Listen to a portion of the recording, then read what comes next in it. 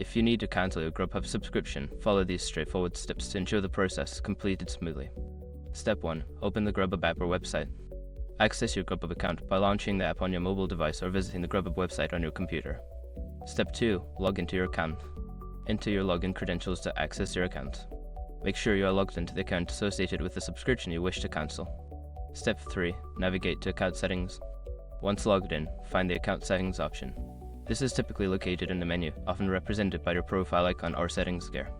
Step 4. Locate subscription information. In the account settings, look for a section labeled Subscriptions or Membership. Here, you will find details about your current subscription plan. Step 5. Cancel your subscription. Follow the prompts to cancel your subscription. You may need to confirm your decision and ensure you receive a confirmation message or email indicating that your subscription has been successfully cancelled. After completing these steps, your Grubhub subscription will be cancelled. If you have any issues, consider reaching out to Grubhub customer support for assistance.